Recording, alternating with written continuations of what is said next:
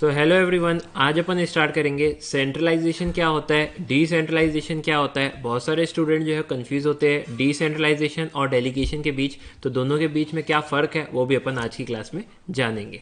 तो सबसे पहले स्टार्ट करते हैं भाई, सेंट्रलाइजेशन क्या होता है। देखो, यदि सारे पावर्स टॉप लेवल मैनेजमेंट अपने हाथ में रख दे, सारे decision A to Z decision company के, अगर वो बोले कि मैं ही लूंगा, मेरे कहने से ही सारी बातें चलेंगी, मैं थोड़े भी पावर, थोड़ी भी अथॉरिटी डेलीगेट नहीं करने वाला हूँ, यानी मिडिल लेवल मैनेजमेंट और लोअर लेवल मैनेजमेंट के हाथ में कोई भी पावर नहीं है, कंप्लीट अथॉरिटी मेरे हाथ में ही होगी, सारे डिसीजन मेरे ही होंगे, तो इस टाइप के सिस्टम को अपन बोलते हैं सेंट्रलाइजेशन। यानी कि सेंट्रलाइज कर रहे हो आप पावर को, अथॉरिटी जो है वो फ्यू पर्सन के पास है ऑर्गेनाइजेशन के अंदर। यहां पे यही बात लिखी हुई है, centralization implies the concentration of authority at the top level of the organization. अच्छा, डिसेंट्रलाइजेशन क्या होता है, यदि टॉप लेवल मैनेजमेंट पावर्स को बांट दे, सारे पावर्स को बांट दे ऊपर की लेवल से लेके नीचे की लेवल तक। टॉप लेवल मैनेजमेंट के हाथ में क्या चीज़ें रहेंगी, फिर मिडिल लेवल मैनेजमेंट के पास क्या रहेगा, फिर लोअर लेवल मैनेजमेंट के पास क्या रहेगा, सबको एप्रोप्रिएट अथॉरिटी बांट देना, इसको अपन बोलते हैं डिसेंट्रलाइजेशन।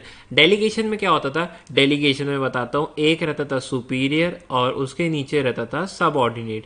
यानी अपन ऐसा कह सकते हैं कि एक लेवल में यदि आपने अपनी अथॉरिटी को दे दिया तो उसे अपन कहते हैं डेलीगेशन। लेकिन अगर डेलीगेशन आपने कर दी हर लेवल ऑफ मैनेजमेंट में तो उसे अपन कहते हैं डिसेंट्रलाइजेशन। यानी मैं ऐसा भी कह सकता हूं क्या कि एक्सटेंशन ऑफ डेलीगेशन या फिर delegation throughout the organisation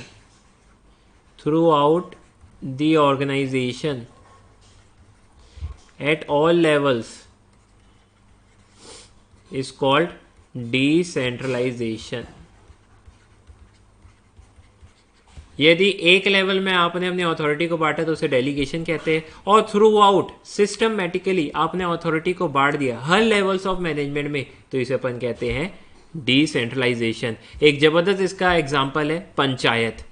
तो सेंट्रल गवर्नमेंट जो पैसा देती है वो स्टेट गवर्नमेंट के पास आता है, फिर स्टेट गवर्नमेंट जो है उसको पंचों के हाथ में दे देती है, यानी पंचायत के हाथ में दे देती है। अब पंचायत में जो पर्सन बैठे रहते हैं, जो पंच बैठे रहते हैं, उन लोगों को पैसे दे दिए जाते हैं कि भाई गांव की तरक्की की जिम्मेदारी तुम्हारी है, हमने तुम्हें पंच जो है वो बनाया है, तो आपको क्या करना पड़ेगा, आपको अपने हिसाब से गांव में जो भी ज़रूरत है, जहां जहां पैसा बटना चाहिए, क्योंकि पैसा लिमिटेड है, तो जहां जहां आपको ग्रोथ चाहिए वहां पे आप खुद उन पैसों का इस्तेमाल करो।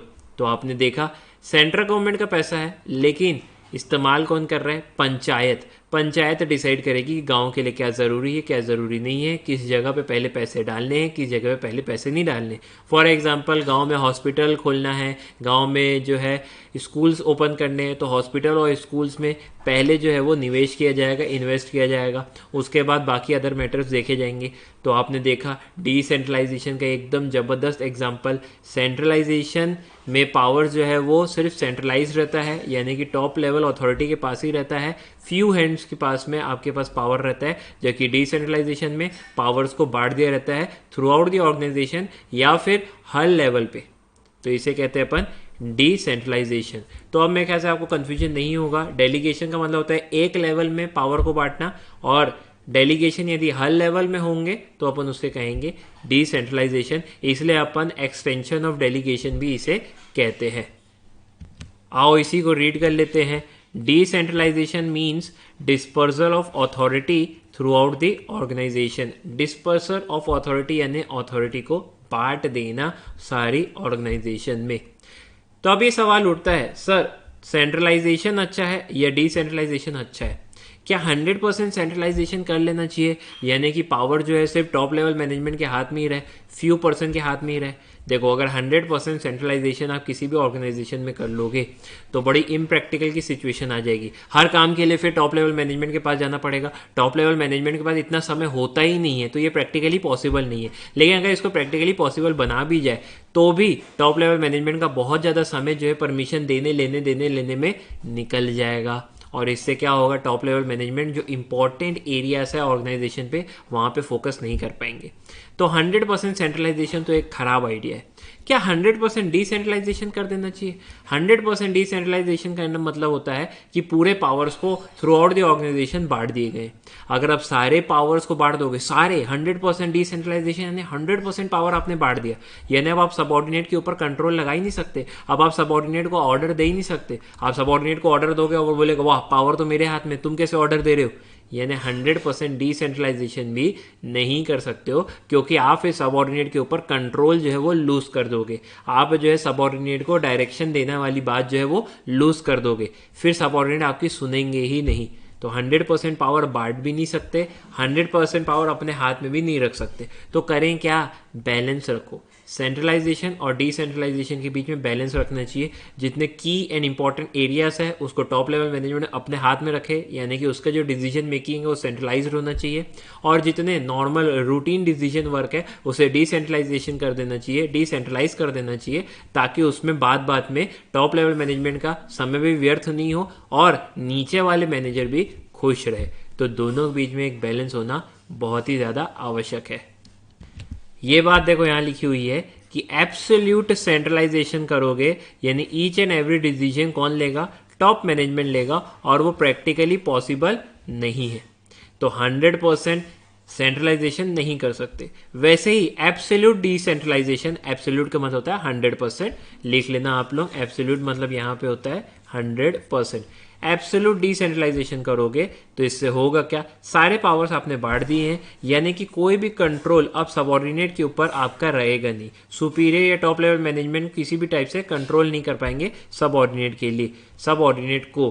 तो ये भी चीज प्रॉपर नहीं है। Therefore effective decentralization requires a proper balance between disposal of authority and educate control over them. तो यहाँ पे क्या बोल रहा है? यहाँ बोल रहा है कि देखो पूरे 100% पावर्स जो है बांट भी मत दो, 100% पावर अपने हाथ में भी मत रख दो, बल्कि दोनों के बीच में एक जबरदस्त बैलेंस बिठा दो। तो इसी के साथ हमारा ये कॉन्सेप्ट सेंट्रलाइजेशन, डिसेंट्रलाइजेशन और डेलीगेशन तीनों की ब्रीफिंग होती है समाप्त।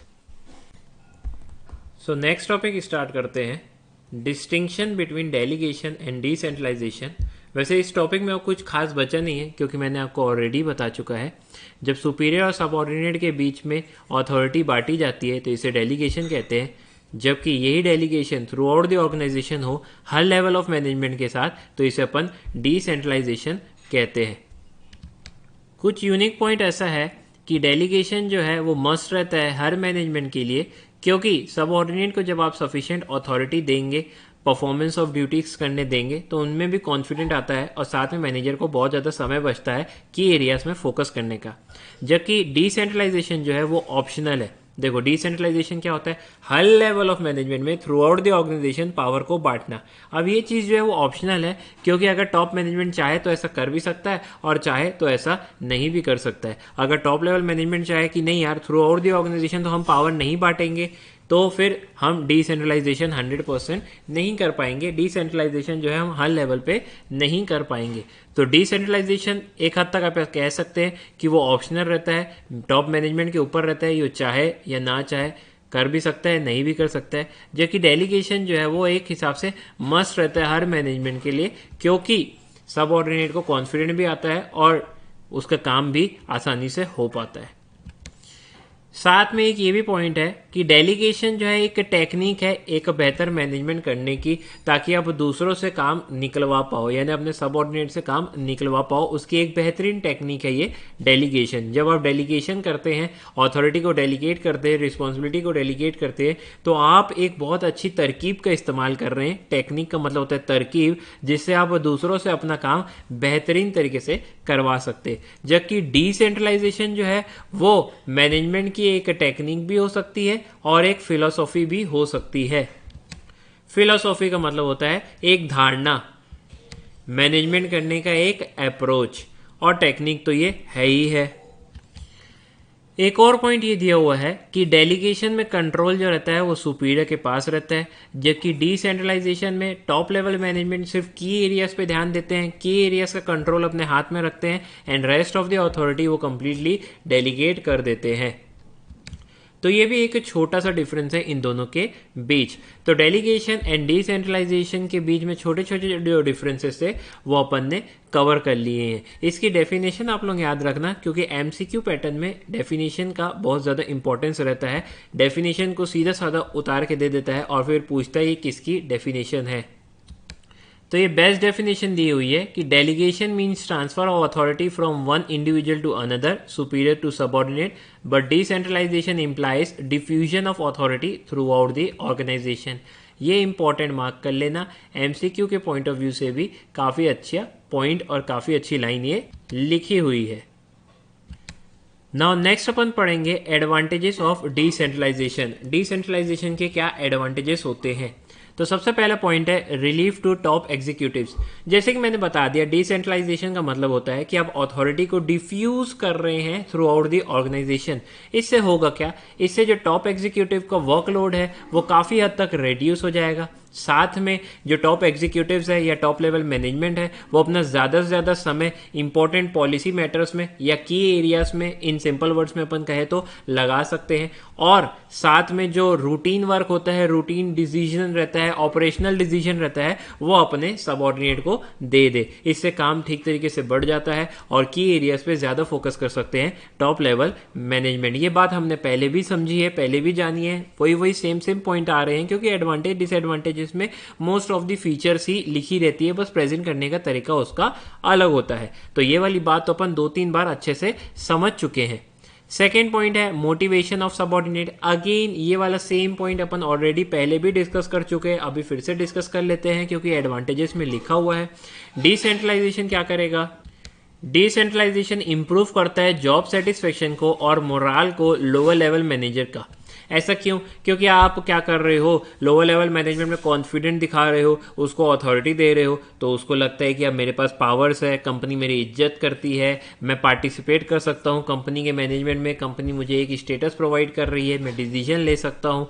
तो इससे सबऑर्डिनेट के अंदर काफ़ी ज़्यादा मोटिवेशन आता है, साथ ही साथ उसका मोराल भी बूस्ट होता है और जॉब सेटिस्फेक्शन तो ज़्यादा से ज़्यादा मिलता ही है। भाई आप ऐसी जगह काम कर रहे हो जहाँ आपकी वैल्यू है, तो आपको जॉब सेटिस्फेक्शन तो मिलेगा ही मिलेगा। इसके अलावा टीम स्पिरिट को बढ़ावा मिलता है, ग्रुप कोहेसिवनेस बढ़ती है, यानी कि ग्रुप की यूनिटी, यहाँ लिख देना, कोहेसिवनेस का मतलब है यूनिटी, संगता जो है वो बढ़ती है सबऑर्डिनेट के बीच, और सबऑर्डिनेट में एक बेहतर यूनिटी जो है वो देखी जा सकती है जहां पे अथॉरिटी को डिस्पर्स किया जाता है, जहां पे डिसेंट्रलाइजेशन किया जाता है। थर्ड पॉइंट, अगेन ये पॉइंट को भी अपन डिस्कस कर चुके हैं, क्विक डिसीजन। भाई आप अथॉरिटी ठीक तरीके से बांट दोगे, नाउ अब छोटी छोटी बात के लिए बॉस के पास जाने की ज़रूरत नहीं है। जो लोअर लेवल मैनेजमेंट है या मिडिल लेवल मैनेजमेंट है, उनके पास अथॉरिटी है, वो खुद से पावर, उनके पास डिसीजन लेने का पावर है, वो खुद से डिसाइड कर सकते हैं क्या चीज़ें करनी है, क्या चीज़ें नहीं करनी है। तो हर बात के लिए टॉप लेवल मैनेजमेंट को तंग करने की ज़रूरत भी नहीं पड़ेगी। डिसीजन जो है वो उनसे बिना पूछे भी लिया जा सकता है, जो भी मिडिल लेवल मैनेजमेंट और लोअर लेवल मैनेजमेंट के दायरे के अंदर आता है। तो इससे क्या होगा, इससे क्विक डिसीजन मेकिंग होगी और साथ ही साथ बहुत ज़्यादा समय भी बचेगा पूरे ऑर्गेनाइजेशन का।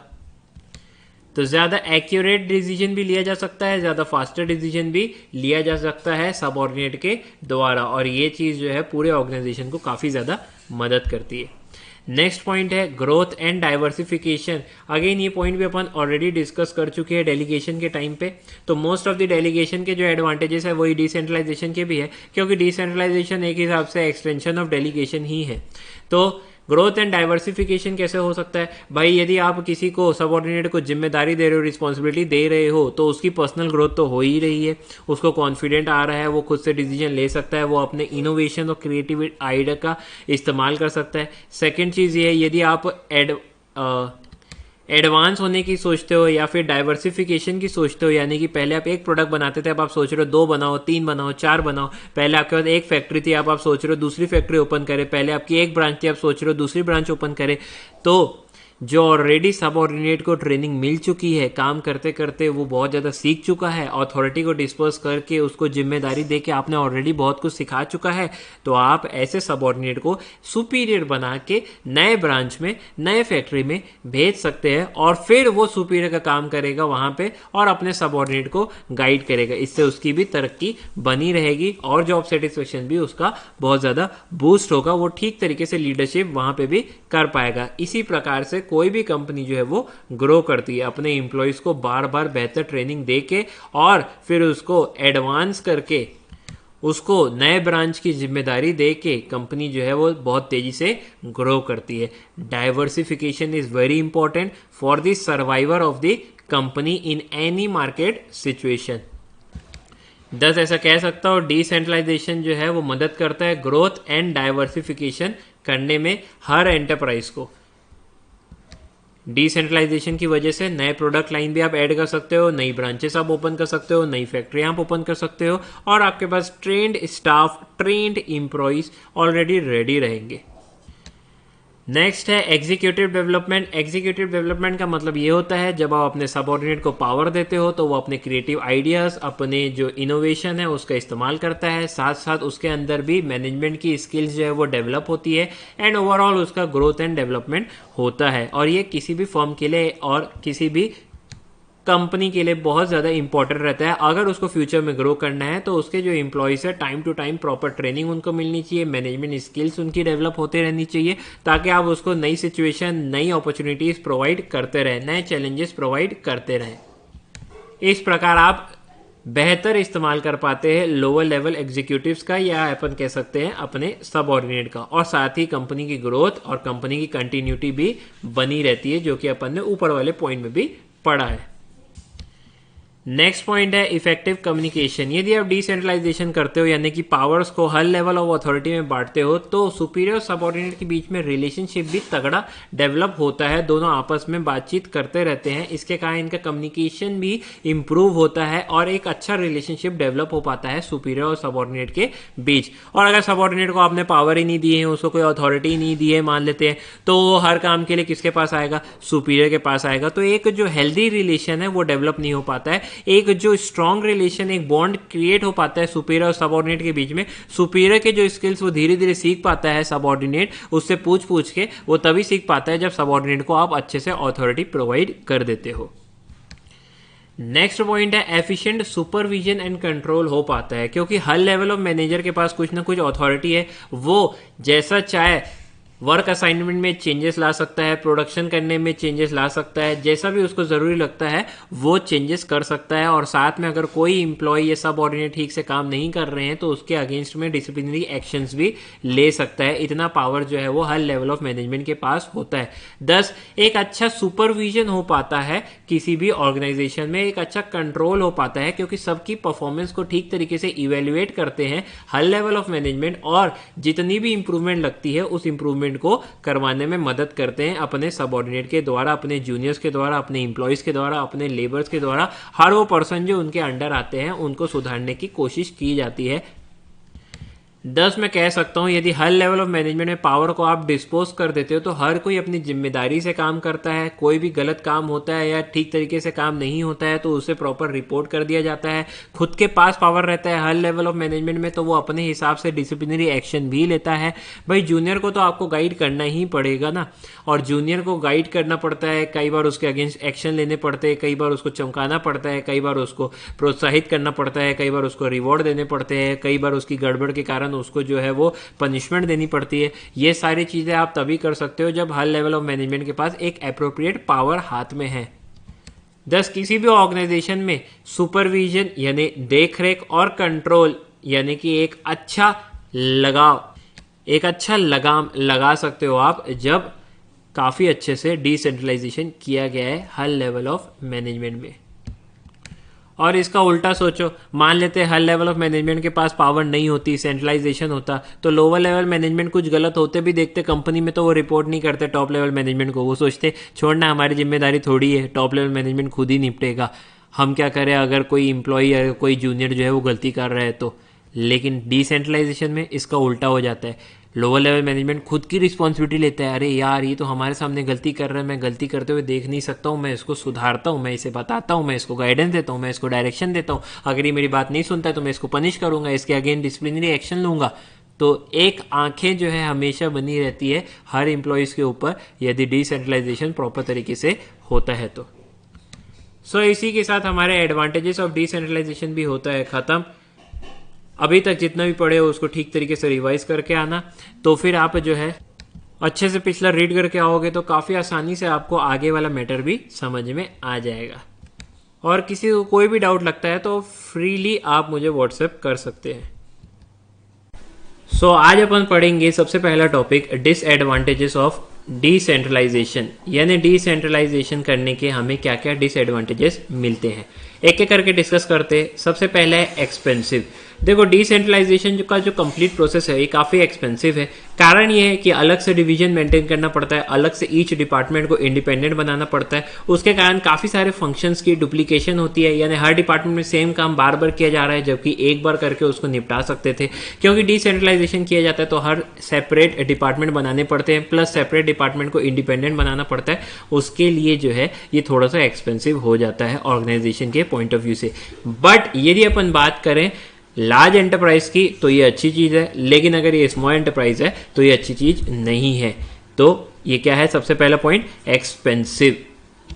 इधर लिखा भी हुआ है कि decentralization increases the administrative expenses, each division and department has to be self sufficient in terms of physical facilities and trained personnel, thus causing duplication of functions।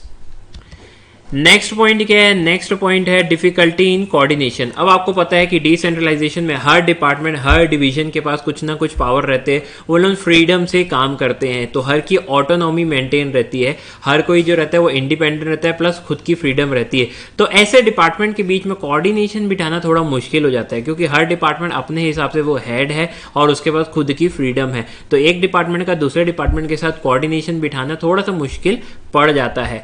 यहां लिखा हुआ है अंडर डिसेंट्रलाइजेशन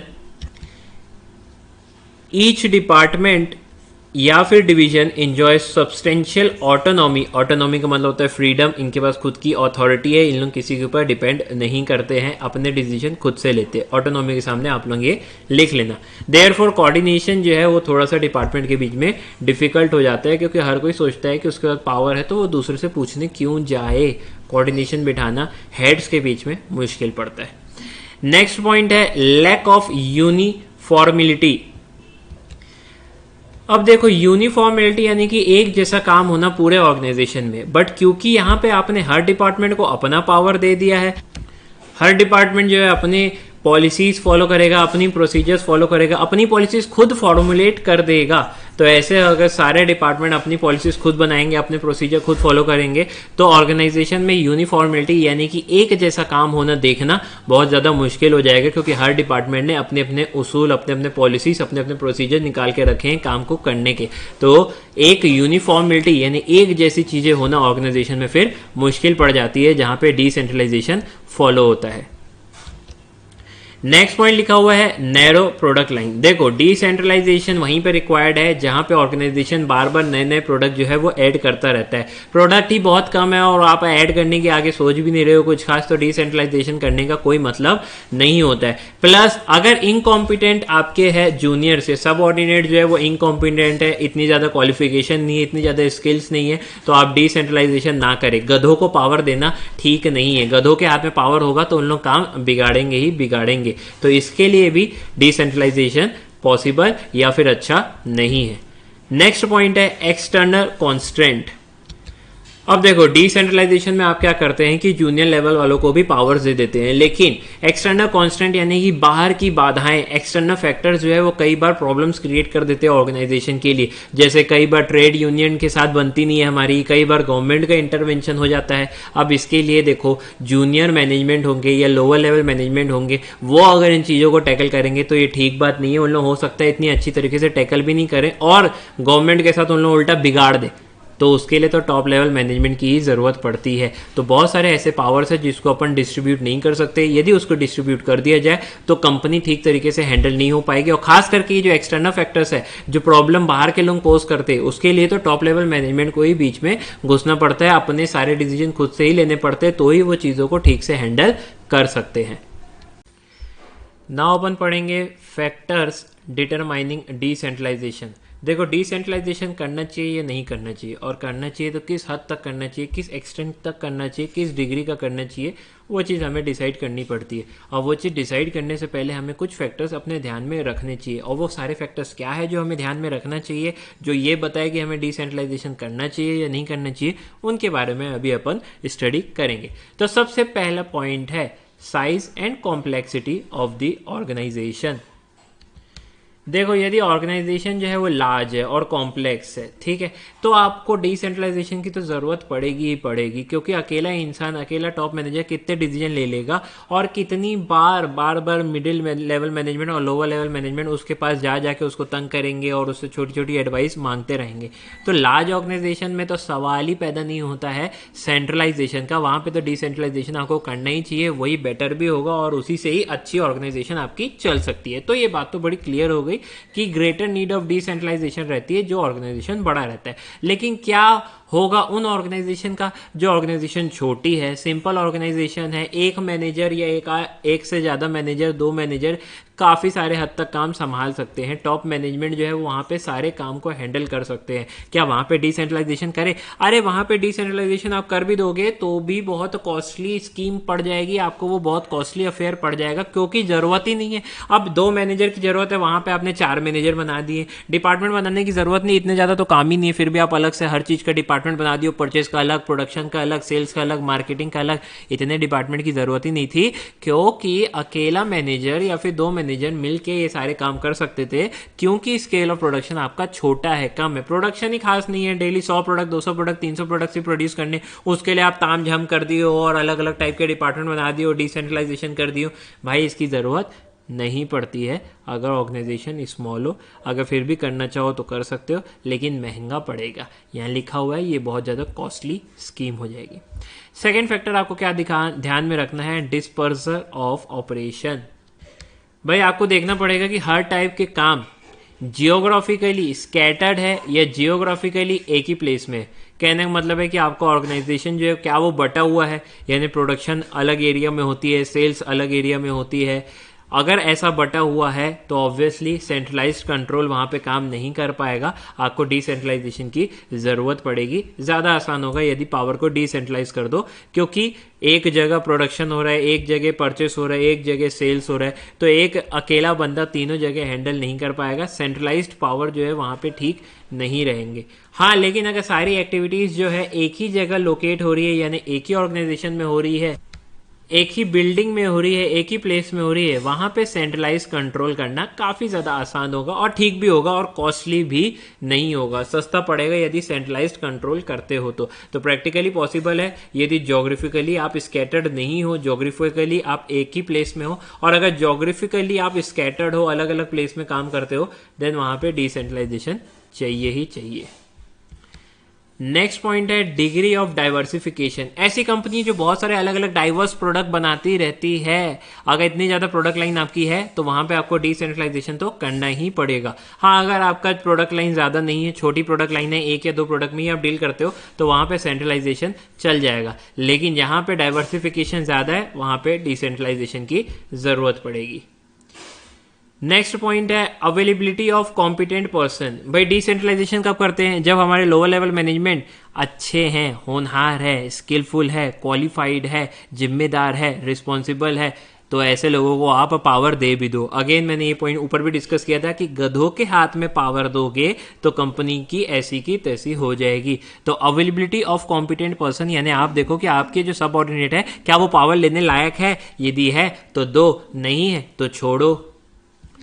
ये लिखा हुआ है, ये एडवाइजेबल है। अगर डिसेंट्रलाइज करना चाहते हो अथॉरिटी, तो देखो मैनेजर जो लोअर लेवल के हैं वो एबल हो और एक्सपीरियंस्ड हो। लैक ऑफ ट्रेंड एग्जीक्यूटिव को डिसेंट्रलाइज करना यानी पावर देना बेवकूफ़ी होगी। नेक्स्ट पॉइंट पढ़ते हैं। नेक्स्ट फैक्टर जो डिसाइड करता है डिसेंट्रलाइजेशन हो या ना हो, वो है आउटलुक ऑफ टॉप मैनेजमेंट। भाई टॉप मैनेजमेंट किस सोच का है? यदि उसको चाहिए इंडिविजुअल फ्रीडम, तो वो क्या करेगा? हाई डिग्री ऑफ डिसेंट्रलाइजेशन में बिलीव करेगा, यानी पावर को बांट देने में बिलीव करेगा। लेकिन अगर टॉप मैनेजमेंट कैसा है? कंजर्वेटिव है, ओल्ड स्कूल है, पुराने ख्यालात वाला है, कंट्रोल हर चीज़ में चाहिए, उसको हर चीज़ में चाहिए कि उसकी जो है लोग ध्यान रखें, उससे बार बार एडवाइस लेने आए, उससे सलाह मशवरा देते रहे, उससे ओपिनियन मांगने आते रहे, वो अपनी इंपॉर्टेंस फील करवाना चाहता है, तो ऐसा बंदा कभी भी पावर को डिसेंट्रलाइज नहीं करेगा, वो पूरा पूरा बिलीव करेगा सेंट्रलाइजेशन में। नेक्स्ट पॉइंट है nature of function. Generally basic function जो होते हैं जैसे प्रोडक्शन हो गया, सेल्स हो गया, मार्केटिंग हो गया, परचेस हो गया, इनके लिए डिसेंट्रलाइजेशन जो है वो ज़्यादा परफेक्ट साबित होता है। और अगर जो नॉर्मल फंक्शन है जैसे पर्सनल हो गया, फाइनेंस हो गया, अकाउंटेंसी हो गया, रिसर्च हो गया, डेवलपमेंट हो गया, इनके लिए जो है सेंट्रलाइज्ड वर्जन ठीक रहता है। या अपन ऐसा कह सकते हैं कि बेसिक फंक्शन के लिए डिसेंट्रलाइजेशन ज़्यादा बेटर है और ज़्यादा देखने को मिलता है। नेक्स्ट पॉइंट है communication system.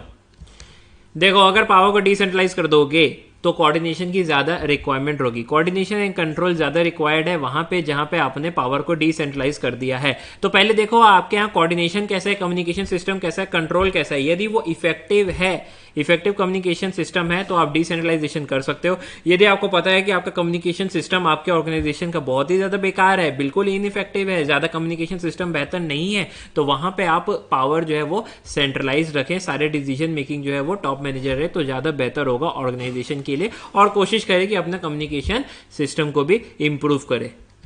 Basic communication system जो रहता है वो इफेक्टिव रहेगा तो ही आप डिसेंट्रलाइजेशन की ओर जा सकते हो, अदरवाइज नहीं जा सकते हो।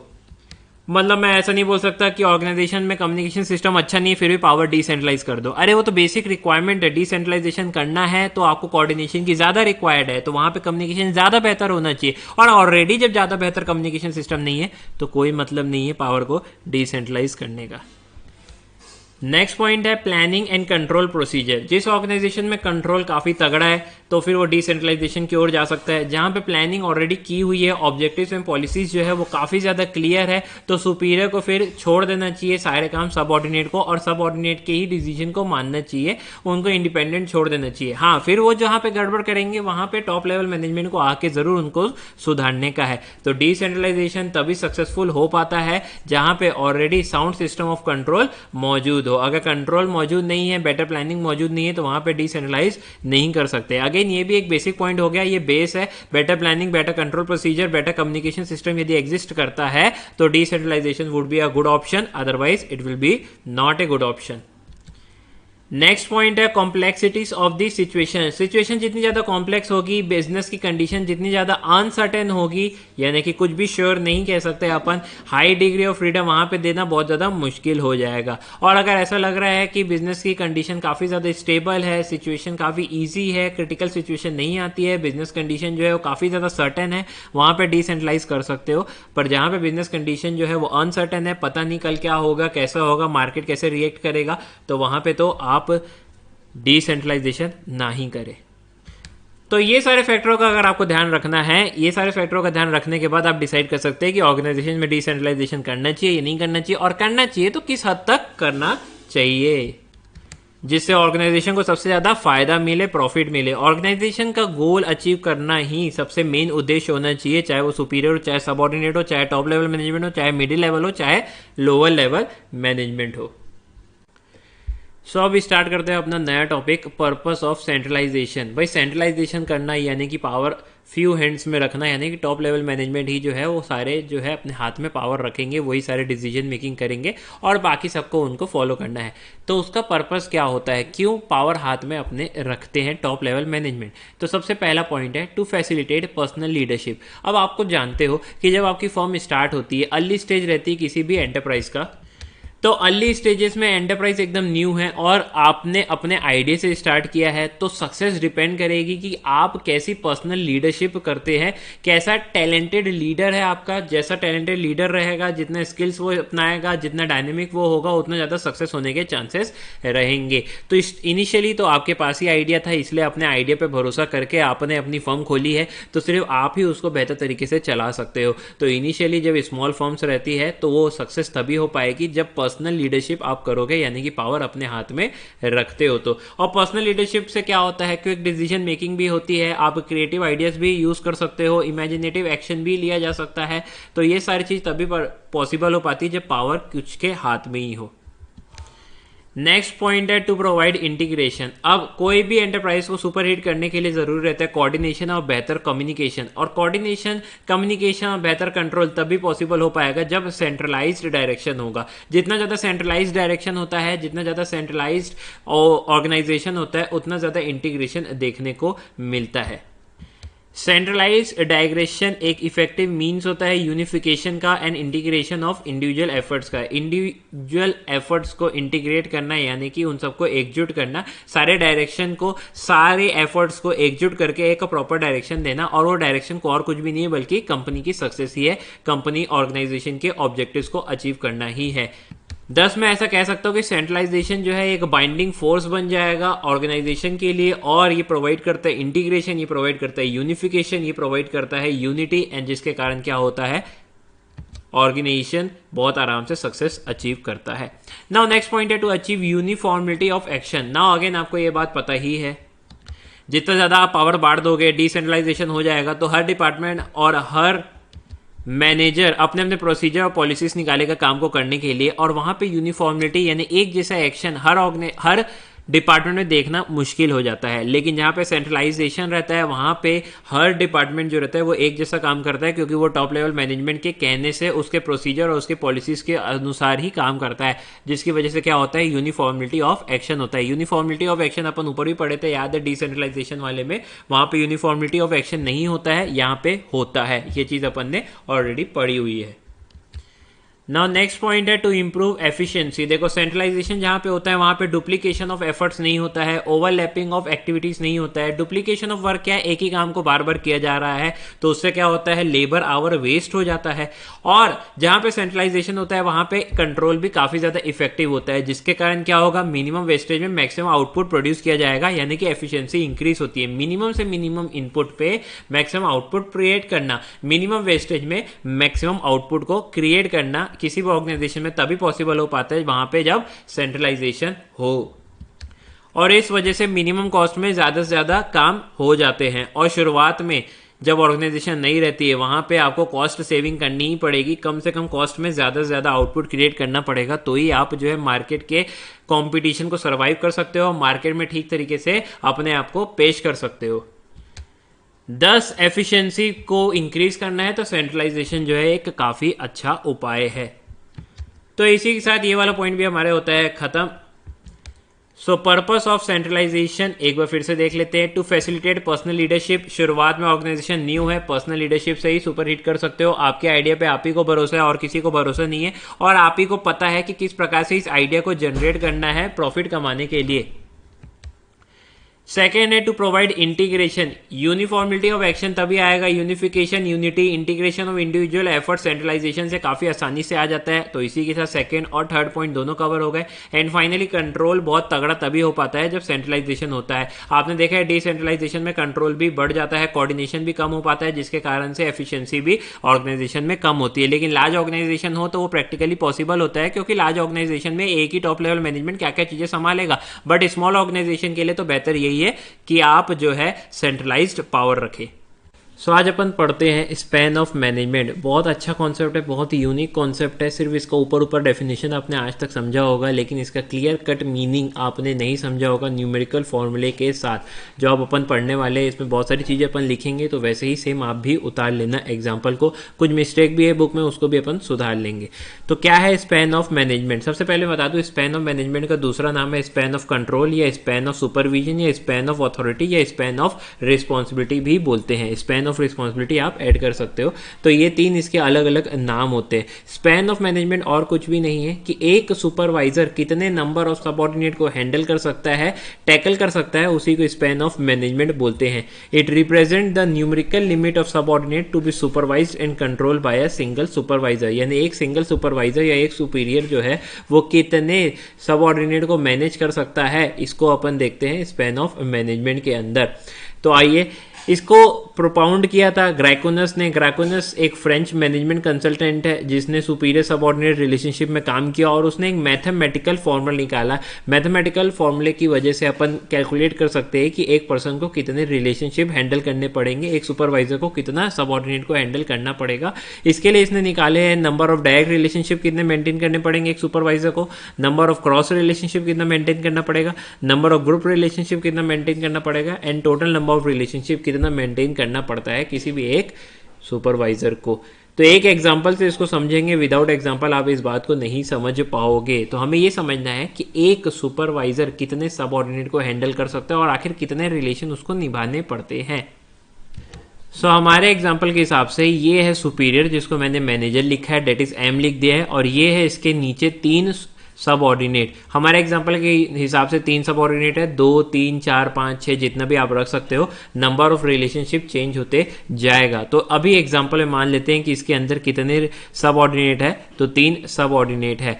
तो अब सबसे पहली चीज, number of direct relationships. Direct relationships कितनी निभानी पड़ेगी एक सुपरवाइजर को अपने सबऑर्डिनेट के साथ। तो जितने नंबर ऑफ सबऑर्डिनेट होते हैं उतने number of relationship, direct relationship उसको निभानी पड़ती है। यानी मैनेजर को S1 के साथ रिलेशन निभाना पड़ेगा, S2 के साथ और S3 के साथ निभाना पड़ेगा। तो मैं यहां लिख देता हूं number of direct relationship equal to number of subordinate, that is N। N यहां रिप्रेजेंट करता है नंबर ऑफ सबऑर्डिनेट को। तो ये हमारा पहला फॉर्मूला भी फिनिश होता है। तो नंबर ऑफ डायरेक्ट रिलेशनशिप तो बड़ी आसान थी जिसको अपन ने बड़े इजीली देख भी लिया, समझ भी लिया। इसको आप उतार दो, फिर अपन चलते हैं नेक्स्ट पार्ट में। नाउ नेक्स्ट आ जाता है क्रॉस रिलेशनशिप। कितने नंबर ऑफ क्रॉस रिलेशनशिप जब सबऑर्डिनेट 3 होते हैं उतने बनते हैं वो देख लेते हैं। तो मैनेजर का ए के साथ यहां मैंने अब नाम ABC लिख दिया है 3 सबऑर्डिनेट को, तो ये पहला रिलेशन। M का B के साथ ये दूसरा रिलेशन, M का C के साथ ये तीसरा रिलेशन। तो ये तो डायरेक्ट रिलेशनशिप में भी देखे थे।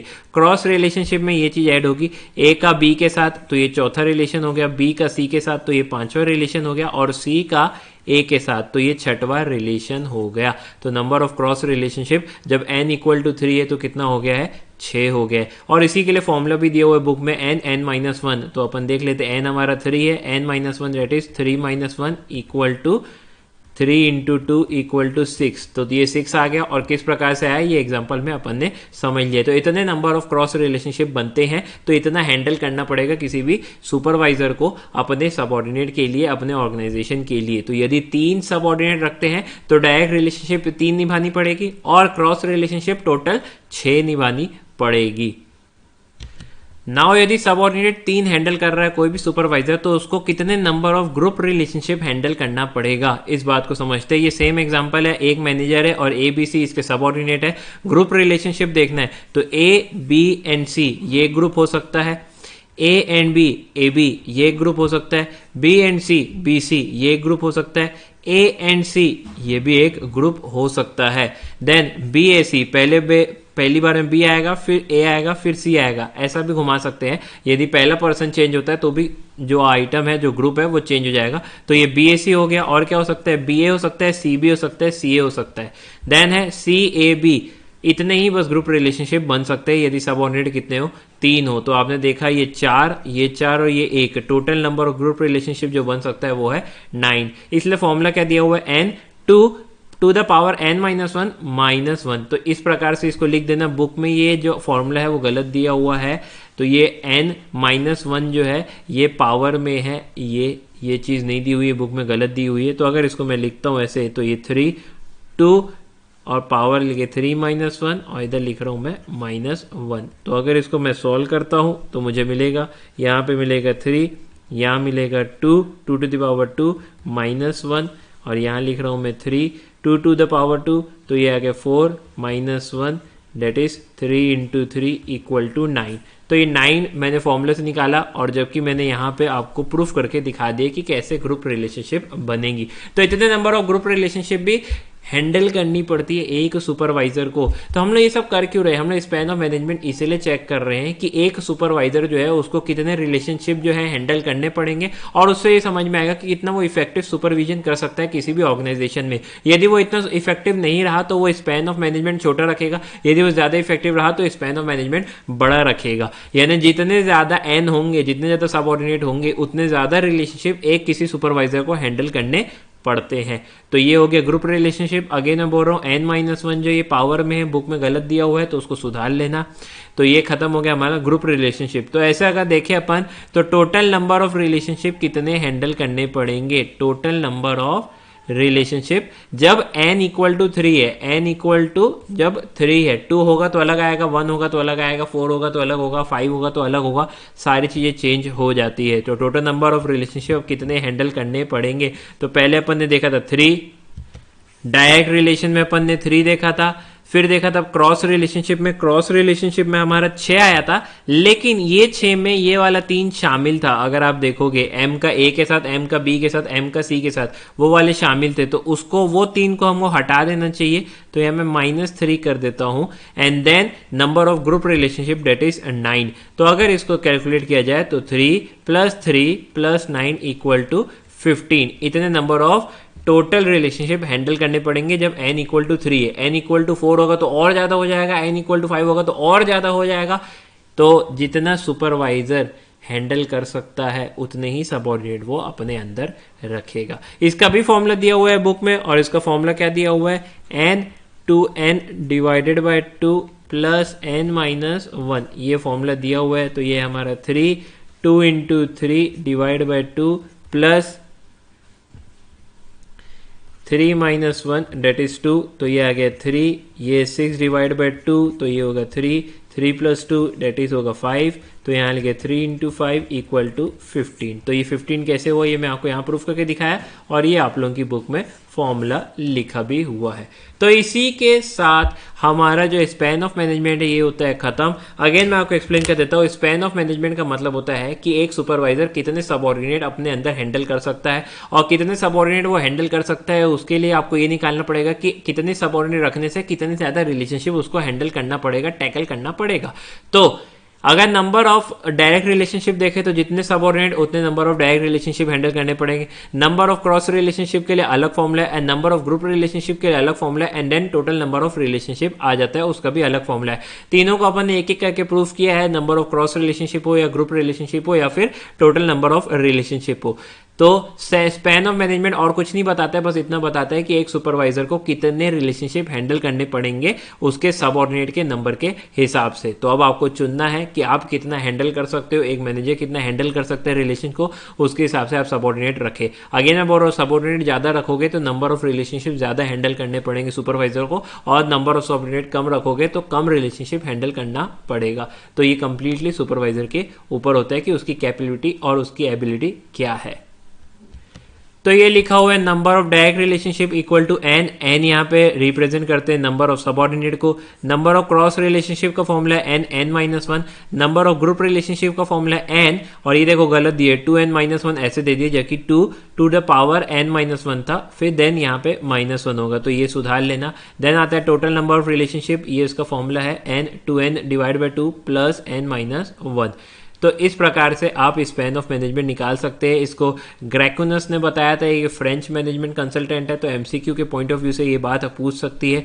Span of management, proper span of management इसलिए नेसेसरी है ताकि इफेक्टिव सुपरविजन हो, कोऑर्डिनेशन अच्छा हो, कंट्रोल अच्छा हो, ताकि ऑर्गेनाइजेशन के गोल्स को ईजिली अचीव किया जा सके। तो ये अपन ने कंप्लीटली पढ़ लिया है। नोट्स आपको बनाने ही बनाने हैं, क्योंकि आज आप समझ गए हो लेकिन थोड़े दिन बाद आप इसको भूल जाओगे, इसलिए नोट्स होने प्रॉपर बहुत ज़्यादा आवश्यक है। तो यहाँ पे आप अच्छे से नोट्स उतार लीजिए। तो इसी के साथ स्पैन ऑफ मैनेजमेंट होता है खत्म। बढ़ते हैं अपन नेक्स्ट टॉपिक की ओर। नाउ अपन पढ़ेंगे कंसेप्ट ऑफ रिस्पॉन्सिबिलिटी। रिस्पॉन्सिबिलिटी की ज़्यादातर 2 डेफिनेशन बहुत ज़्यादा फेमस है।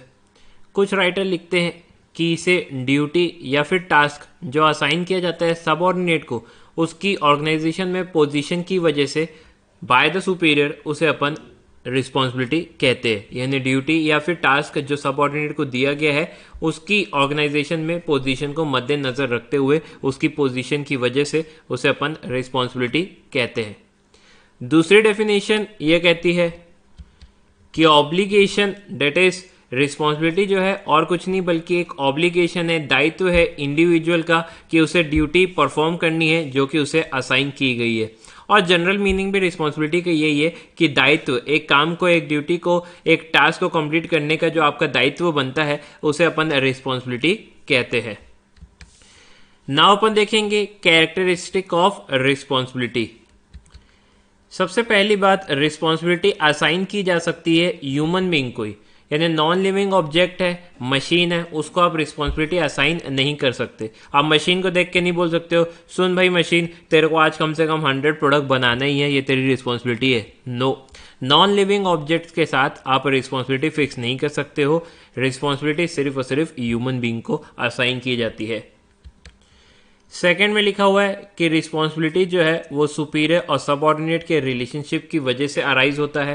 सुपीरियर जो रहता है अपनी पोजीशन के कारण, अपनी अथॉरिटी के कारण काम करवाना चाहता है अपने सबऑर्डिनेट से, और वो काम कराने के लिए सबऑर्डिनेट को ड्यूटीज असाइन करता है जो सबऑर्डिनेट को करना ही पड़ता है, क्योंकि कंपनी के साथ कॉन्ट्रैक्ट किया हुआ है, सामने वाले सुपीरियर के साथ आपका कॉन्ट्रैक्ट किया हुआ है, तो आपको वो ड्यूटी परफॉर्म करनी ही पड़ेगी। 10 में ऐसा कह सकता हूं कि अगर सुपीरियर सबऑर्डिनेट रिलेशनशिप एग्जिस्टेंस में ना हो तो रिस्पॉन्सिबिलिटी सबऑर्डिनेट को सुपीरियर असाइन नहीं कर सकता है। नेक्स्ट पॉइंट ये कहता है कि रिस्पॉन्सिबिलिटी जो है वो एक कंटिन्यूअस ऑब्लिगेशन है, यानी कि आपको ड्यूटी जो दी हुई है उसको कंटिन्यूअसली परफॉर्म करनी है जब तक आप उस पोजीशन में बरकरार है किसी भी ऑर्गेनाइजेशन में।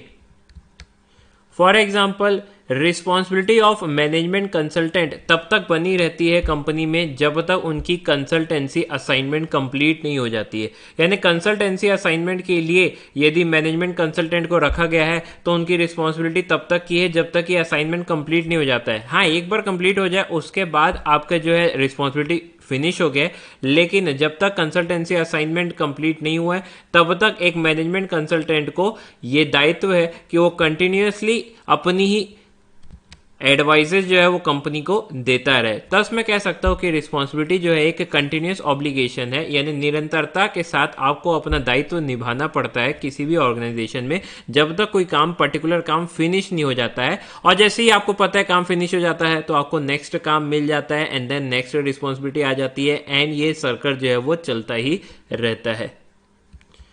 नेक्स्ट पॉइंट में लिखा हुआ है रिस्पॉन्सिबिलिटी को दो तरीके से डिफाइन किया जा सकता है, एक इन टर्म्स ऑफ फंक्शन और दूसरा इन टर्म्स ऑफ टारगेट। और पोजीशन के हिसाब से लोगों को अपनी अपनी चीजें मिलेंगी। देखो, मान लेते हैं एक लेबर ऑफिसर है। लेबर ऑफिसर का क्या है, उसका फंक्शन, उसका काम करना ही उसकी रिस्पॉन्सिबिलिटी है। एक सुपरवाइजर का क्या काम है, सुपरवाइजर का ये काम है कि डेली देखो वर्कर्स के पास कोई ग्रीवेंसेस तो नहीं है, वर्कर्स ठीक तरीके से काम कर रहे हैं कि नहीं कर रहे हैं, यानी कि फंक्शन को करना ही उनका दायित्व है। जबकि ऑन द अपोजिट साइड मान लेते कोई लेबर है, वर्कर को हमने बोल दिया है कि देख तुझे डेली की डेली 50 यूनिट्स कम से कम कंप्लीट करनी है, 50 यूनिट जो है तेरे को बनाना है, प्रोड्यूस करना है एक दिन के अंदर। यहाँ पे इसको भी रिस्पॉन्सिबिलिटी दी गई है, वर्कर को रिस्पॉन्सिबिलिटी दी है, लेकिन इन टर्म्स ऑफ टारगेट। तो स्थिति के हिसाब से, आपकी कंपनी में पोजीशन के हिसाब से कई बार जो आपका फंक्शन रहता है, काम रहता है, सिर्फ वही रिस्पॉन्सिबिलिटी रहती है, और कई बार आपको जो डेली के टारगेट दिए रहते हैं वो रिस्पॉन्सिबिलिटी रहती है। वैसे ज़्यादा सही रहता है कि रिस्पॉन्सिबिलिटी को जितना हद तक हम दे पाएं उतना टारगेट के फॉर्म में एक्सप्रेस करना चाहिए। इससे सबऑर्डिनेट को भी पता रहता है कि क्या स्टैंडर्ड फॉलो किए जा रहे हैं और किस स्टैंडर्ड की उम्मीद सबऑर्डिनेट से लगाई जा रही है, उनकी परफॉर्मेंस जो है वो किस स्टैंडर्ड के लहजे से नापी जाएगी, मेजर की जाएगी। तो रिस्पॉन्सिबिलिटी जितनी हद तक पॉसिबल है उतनी हद तक टारगेट के फॉर्म में एक्सप्रेस करना चाहिए, और कम से कम कोशिश करना चाहिए कि उसे फंक्शन के फॉर्म में एक्सप्रेस करे। नेक्स्ट पॉइंट में लिखा हुआ है कि रिस्पॉन्सिबिलिटी का मेन एसेंस क्या है, मेन पार्ट क्या है, सबऑर्डिनेट का ऑब्लिगेशन, यानी कि दायित्व। कितने दायित्व से सबऑर्डिनेट काम करता है वही मेन खास बात है रिस्पॉन्सिबिलिटी की, कि जो भी सबऑर्डिनेट को ड्यूटी असाइन की गई है वो कितना दायित्व से उसको खत्म करता है। कोई भी रिस्पॉन्सिबिलिटी विदाउट ऑब्लिगेशन खत्म नहीं हो सकती है। ये दायित्व ही जो है जो रिस्पॉन्सिबिलिटी को रिस्पॉन्सिबिलिटी बनाता है। नेक्स्ट पॉइंट में लिखा हुआ है कि रिस्पॉन्सिबिलिटी जो है वो अथॉरिटी से ही डिराइव होता है। भाई सबऑर्डिनेट को अथॉरिटी डेलीगेट की जाती है तो वो ऑटोमेटिकली अब रिस्पॉन्सिबल हो गया है सुपीरियर के लिए। सुपीरियर जो दे रहा है उसको काम वो ठीक से कंप्लीट होना चाहिए। ये दायित्व बन जाता है सबऑर्डिनेट का कि उन्हें अथॉरिटी डेलीगेट की गई है तो वो काम भी रिस्पॉन्सिबिलिटी से करें। तो ऐसा कहा जाता है responsibility is a derivative of authority, यानी रिस्पॉन्सिबिलिटी जो है वो अथॉरिटी से डिराइव किया हुआ है। जब सुपीरियर आपको पावर्स देते हैं तो उन पावर्स के साथ आती है जिम्मेदारी। वैसे ये बात तो कॉमन ही है, किस भी पोजीशन में यदि पावर दिया जाता है तो पावर के साथ जिम्मेदारियां आती है। आप ये किसी भी पोजीशन में देख लें, चाहे वो छोटी सी प्यून की पोजीशन हो या चाहे वो प्रेसिडेंट ऑफ इंडिया की पोजीशन हो, पावर जैसे जैसे बढ़ते जाती है आपका दायित्व, आपका रिस्पॉन्सिबिलिटी उतना ज़्यादा बढ़ते जाता है पब्लिक की ओर, ऑर्गेनाइजेशन की ओर।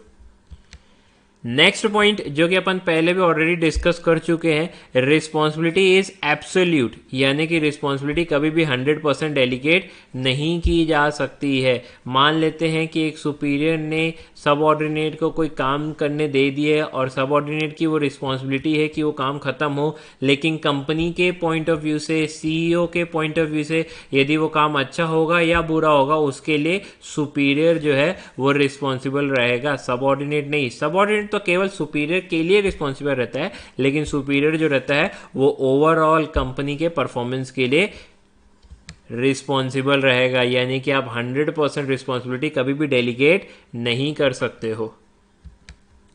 नेक्स्ट पॉइंट काफ़ी अच्छा है, रिस्पॉन्सिबिलिटी का जो फ्लो है वो अपवर्ड है, यानी कि एक सबऑर्डिनेट जो रहेगा वो हमेशा रिस्पॉन्सिबल रहेगा अपने सुपीरियर के प्रति। तो ये सबऑर्डिनेट है, मान लेते जो नीचे वाली पोजीशन में है, तो ये सबऑर्डिनेट हमेशा किसके लिए रिस्पॉन्सिबल रहेगा, अपने सुपीरियर के लिए रिस्पॉन्सिबल रहेगा। तो ये फ्लो कैसा है, ये फ्लो अपवर्ड है।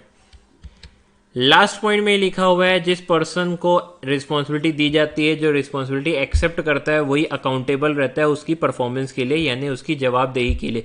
जो काम आपको दिया गया है उसकी जवाबदेही, फ्यूचर में उस काम से रिलेटेड कुछ भी चीज़ पूछना होगा तो आप ही से पूछेंगे क्योंकि आप ही अकाउंटेबल हो। अकाउंटेबल का मतलब यहाँ पे होता है जवाबदेही। अगर काम अच्छा होगा या बुरा होगा या उसमें कुछ खामियां होंगी तो वो सवाल आपसे पूछे जाएंगे। तो अपन ऐसा कह सकते हैं कि अथॉरिटी से पैदा होता है रिस्पॉन्सिबिलिटी और रिस्पॉन्सिबिलिटी से पैदा होती है अकाउंटेबिलिटी। सो पहले आता है अथॉरिटी, अथॉरिटी से उत्पन्न होता है हमारा रिस्पॉन्सिबिलिटी और रिस्पॉन्सिबिलिटी से उत्पन्न होती है क्या, अकाउंटेबिलिटी। तो इस बात को ध्यान रखना। दैट्स वाई डेलीगेशन के ये 3 मेन कॉम्पोनेंट्स, 3 मेन एलिमेंट्स भी होते हैं। ये आपके नॉलेज के लिए मैं बात बता दूं। तो इसी के साथ रिस्पॉन्सिबिलिटी की सारी कैरेक्टरिस्टिक हमने बहुत अच्छी तरीके से देख लिए। जैसे जैसे मैं बोलता रहता हूँ वैसे वैसे आप हिंदी नोट्स भी बना लिया करो। जो भी वर्ड आपको टफ लगता है या जो भी सेंटेंस आपको लगता है कि फ्यूचर में आप रीड नहीं कर पाओगे या समझ नहीं पाओगे रीड करने से, तो आप उसके रनिंग नोट्स बनाते रहा करो। मैं तो देखो कितना ज़्यादा लिखता हूँ, जहाँ जहाँ ज़रूरत पड़ती मैं आपको एग्जाम्पल लिख के देता हूँ, वैसे ही आप लोग भी ऐसे लिख लिया करो साइड में या पेज के सामने या फिर सेपरेट कॉपी जो आप बनाते हैं उसमें। नेक्स्ट टॉपिक अपन पढ़ेंगे टेक्निक ऑफ रिस्पॉन्सिबिलिटी।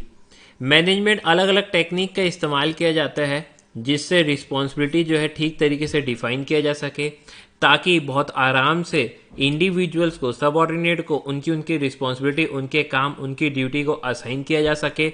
ज़्यादा से ज़्यादा मेंबर इन्वॉल्व हो रिस्पॉन्सिबिलिटी को लेते वक्त। इसके लिए अलग अलग टेक्निक का इस्तेमाल करता है मैनेजमेंट के द्वारा। इससे कोऑर्डिनेशन भी मैनेजमेंट की काफ़ी ज़्यादा इंक्रीज होती है अपने सबऑर्डिनेट के प्रति। यानी अपन कह सकते हैं कि सबऑर्डिनेट एंड सुपीरियर के बीच में कोऑर्डिनेशन इससे इंक्रीज होती है। सो बेसिकली 2 मेन टेक्निक का इस्तेमाल किया जाता है, एक है रिस्पॉन्सिबिलिटी चार्टिंग और दूसरा है रोल नेगोशिएशन।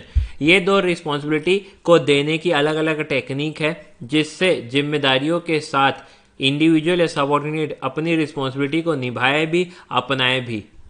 देखो, रिस्पॉन्सिबिलिटी देने से पहले ये बहुत ज़्यादा इंपॉर्टेंट है कि हमारे सबऑर्डिनेट एक्टिवली उन रिस्पॉन्सिबिलिटी को एक्सेप्ट करे, आगे से हो के रिस्पॉन्सिबिलिटी ज़्यादा से ज़्यादा ले। और इसके लिए आपको थोड़ा बहुत मोटिवेट करना पड़ता है अपने सबऑर्डिनेट को। सबऑर्डिनेट जब एक्टिवली पार्टिसिपेट करेंगे, रिस्पॉन्सिबिलिटी लेने के लिए इच्छुक रहेंगे, इंटरेस्ट लेंगे, तो ही ऑर्गेनाइजेशन की गोल्स को अचीव किया जा सकता है, तो ही काम को ठीक तरीके से डेलीगेट किया जा सकता है। रिस्पॉन्सिबिलिटी चार्टिंग, इसको समझाने के लिए मैंने ये एग्जाम्पल लिखा है। देखो वर्टिकल एक्सिस में आप लिखेंगे टास्क, या कौन कौन से कॉम्प्लिकेटेड टास्क है जो अभी कंपनी को कंप्लीट करने हैं, तो टास्क को लिखेंगे अपन वर्टिकल एक्सिस में, task 1, task 2, task 3, task 4, task 5, ऐसे आप प्रॉपर तरीके से कंप्लीट टास्क जो अभी नेक्स्ट मंथ के हैं या नेक्स्ट 3 मंथ के या नेक्स्ट 6 मंथ के या नेक्स्ट ईयर के हैं कंप्लीट आप उसको लिख सकते हैं।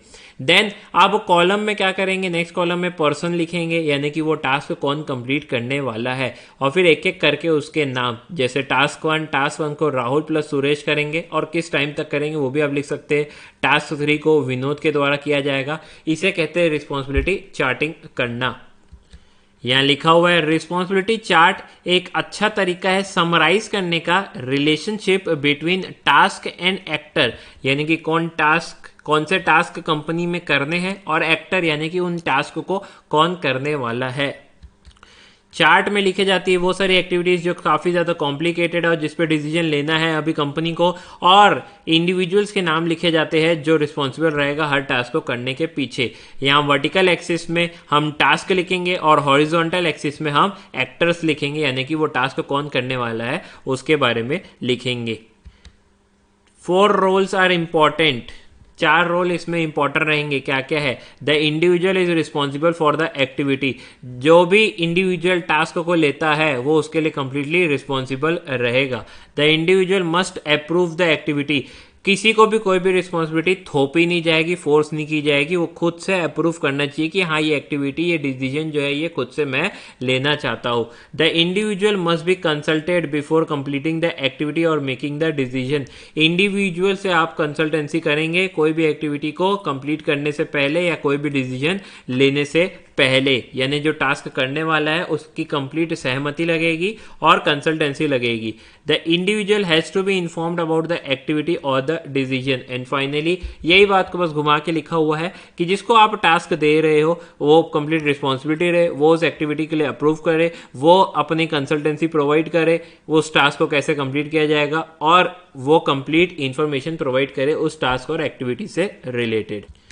सो ये जो चार्ट अपन ने बनाया है ये आप जरूर से बना देना क्योंकि बुक में नहीं बना हुआ है।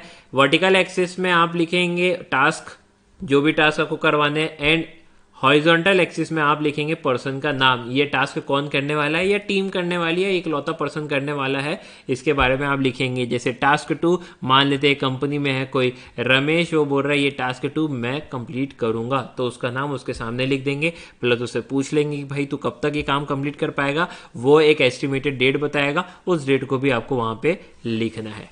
देन आता है एक और टेक्निक, रोल नेगोशिएशन। अपन ऐसा कह सकते हैं रोल नेगोशिएशन एक इंपॉर्टेंट टेक्निक है जो कि रिस्पॉन्सिबिलिटी चार्टिंग को और ज्यादा सप्लीमेंट करती है और ज्यादा कंप्लीट करती है।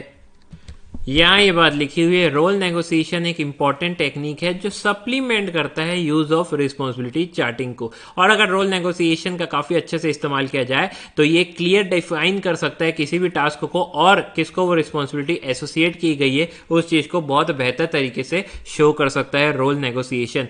भाई देखो रोल नेगोशिएशन में होता क्या है, ऑर्गेनाइजेशनल मेंबर जनरली क्या करते हैं, पीरियोडिक इंटरवल में यानी कि बीच बीच में समय अनुसार मिलते रहते हैं ताकि कोऑर्डिनेशन को मैक्सिमाइज किया जाए, आपस में सबऑर्डिनेट के बीच में कोऑर्डिनेशन बना रहेगा, ऑर्गेनाइजेशन के मेंबर्स में कोऑर्डिनेशन बना रहेगा, तो ही सारे टास्क कंप्लीट हो पाएंगे। प्राइमरी ऑब्जेक्ट क्या रहता है, प्राइमरी ऑब्जेक्ट ये रहता है कि ये पहले ये देखना कि कौन कौन से टास्क पहले दिए गए थे और कितने टास्क उसमें से कंप्लीट हो चुके हैं, यानी इंडिपेंडेंट क्लस्टर ऑफ टास्क जो ऑलरेडी पहले दिए हुए थे वो कितने कंप्लीट हो चुके हैं उसके ऊपर एक नजर डालना।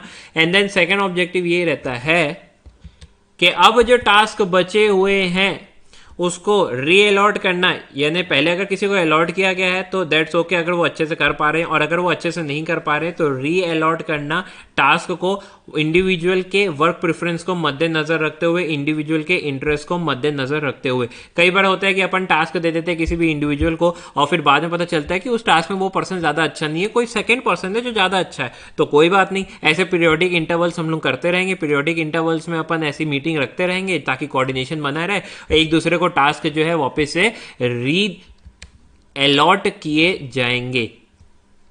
और साथ में ये भी देख लिया जाता है जो पहले टास्क दिया गया है उसमें से कितने टास्क कंप्लीट हो चुके हैं और कितने बचे हैं, तो ये काफी ज्यादा इंपॉर्टेंट है रिस्पॉन्सिबिलिटी को ठीक तरीके से डिफाइन करने के लिए। तो इसी के साथ ये टेक्निक ऑफ रिस्पॉन्सिबिलिटीज भी होती है हमारी समाप्त। नाउ नेक्स्ट टॉपिक दिया हुआ है अथॉरिटी, रिस्पॉन्सिबिलिटी एंड अकाउंटेबिलिटी। ये तीनों टॉपिक को हम बहुत ज़्यादा अच्छी तरीके से कर चुके हैं, सिर्फ यहाँ पे दोबारा से दिया हुआ है। अथॉरिटी का मतलब होता है वो पावर जो आपको ऑर्गेनाइजेशन की पोजीशन के द्वारा मिलता है। रिस्पॉन्सिबिलिटी यानी कि आपका ऑब्लिगेशन, आपका दायित्व कोई भी काम को कंप्लीट करने के लिए सबऑर्डिनेट के रहता है, सबऑर्डिनेट के पास रहता है। सुपीरियर ने कोई काम दिया है तो उसको रिस्पॉन्सिबिलिटी से कंप्लीट करे, उस ऑब्लिगेशन को अपन क्या बोलते हैं, उसी ऑब्लिगेशन को अपन रिस्पॉन्सिबिलिटी बोलते हैं। और अगर सुपीरियर सबऑर्डिनेट रिलेशन ना हो तो अथॉरिटी, रिस्पॉन्सिबिलिटी, अकाउंटेबिलिटी तीनों नहीं हो पाता है। एंड फाइनली आता है अकाउंटेबिलिटी। अथॉरिटी से रिस्पॉन्सिबिलिटी निकलती है और रिस्पॉन्सिबिलिटी से अकाउंटेबिलिटी निकलती है। अकाउंटेबिलिटी का मतलब होता है जवाबदेही, आंसरेबिलिटी। ये सबसे बेस्ट लाइन लिखी हुई है, it is the answerability for the performance of the assign duty. जो आपको ड्यूटी दी गई थी उसके लिए जवाबदेही भी आप ही की रहेगी, यानी वो टास्क अगर इनकम्प्लीट रहा तो क्यों रहा, कंप्लीट हुआ कितना अच्छे से हुआ तो उससे सवाल भी आपसे पूछेंगे। यानी सबऑर्डिनेट से ही सवाल पूछे जाते हैं, उस टास्क से रिलेटेड जितनी भी क्वेरी होगी उसके लिए जवाबदेही जो रहेगा वो सबऑर्डिनेट ही रहता है। ये तीनों बात अपन ऑलरेडी समझ चुके हैं। लास्ट में कंप्राइज करने के लिए, इसको सम अप करने के लिए इन तीनों चीज़ों की डेफिनेशन को दिया हुआ है, तो इसको आप एक बार रीड कर लेंगे। वैसे आपने बहुत अच्छी तरह से इसको ऑलरेडी समझ चुका है। सो इसी के साथ ये चैप्टर होता है समाप्त। पीछे के क्वेश्चन आंसर आप एक बार नज़र मान लेंगे, एमसीक्यू ऑब्जेक्टिव टाइप क्वेश्चंस पे ज़्यादा नज़र रखेंगे। डेफिनेशन जो है वो आपको अच्छे से याद होनी चाहिए, कॉन्सेप्ट आपके क्लियर होने चाहिए। एंड थर्ड चीज़ इज़ कि डेफिनेशन में किस पर्सन ने इस डेफिनेशन को लिखा है, यानी कि राइटर का नाम, ये आपको याद रहना चाहिए। कई बार एमसीक्यू में राइटर के नाम पूछ देता है डेफिनेशन को लिखने के बाद, तो आपको ये आइडिया रहना चाहिए। जितने ज़्यादा ऑब्जेक्टिव टाइप क्वेश्चन आप बनाएंगे उतना ज़्यादा आपके लिए बेहतर होगा, उतना ज़्यादा माइंड में क्लियरिटी और बढ़ते जाएगी आपकी। सो ये चैप्टर करते हैं समाप्त, वीडियो करते हैं समाप्त। Thank you very much.